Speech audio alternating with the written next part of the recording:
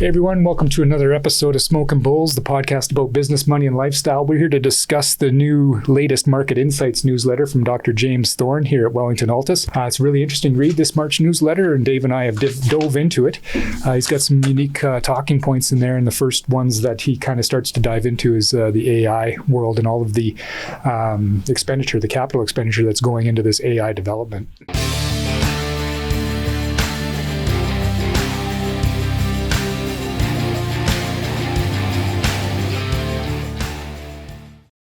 I mean, as usual with Jim, he doesn't kind of mince words. He kind of goes at it. He takes a position and stands pretty tight on it. So, I mean, he's using the terms that it's an arms race, an industrial arms race, and effectively that the sheer volume of money being spent on it is quite staggering, and that it's probably not really showing up in the way the markets are thinking of this. A lot of people still see it as AI as maybe a internet bubble, kind of back in the 2000 year, in the lead up to that this is just one big bubble.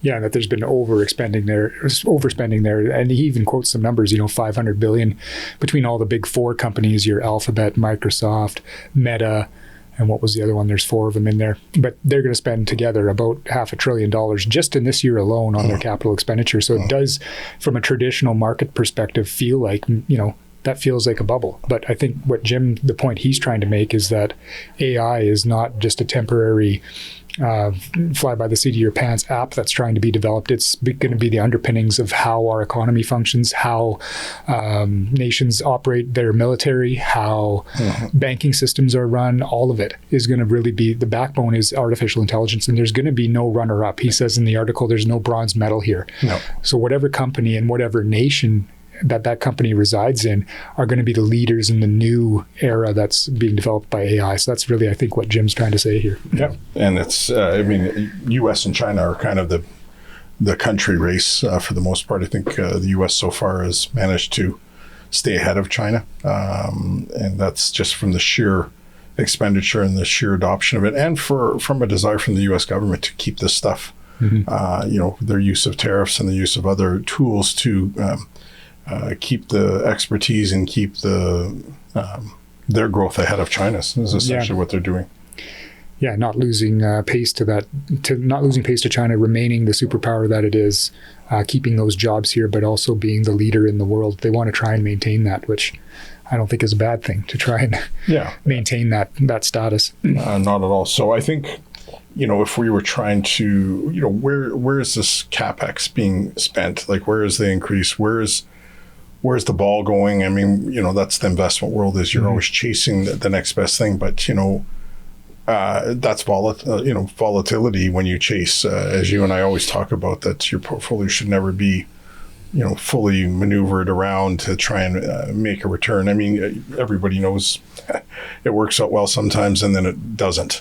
So it's not a great way for building wealth in the long term, but essentially for us, I mean, we've made some adjustments to our core portfolios here. We were taking some of the large cap names off the table and going after some of that core, where that core spending is occurring, which is your data centers. I mean, the earth movers have to move the earth. Like, there's just the reindustrialization. I think is what he talks about. So using a more traditional economy. Right. He talks to it like it's the second industrial revolution. And he's probably very correct. I mean, there's data centers going up everywhere. And they require a lot of energy. And I think that's kind of ties into part of some of our newsletter articles we'll talk about, or is about, Canada's positioning in this whole thing from energy perspective. Yeah, so going forward, I guess he does touch on how people should position their portfolios if they have the same beliefs as he does. And it's interesting to talk about, you're just touching on the more traditional economies that need to grow in order to support the AI build out. So, all the infrastructure that has to be built to support these data centers, whether it be something as simple as roads or whether it be something like the energy grid that has to be expanded. And then not only that, the energy that then has to be supplied into that grid. So the trickle effect is what we want to see, I guess, going forward, because we have seen tremendous growth off of AI type companies, NVIDIA, you name it.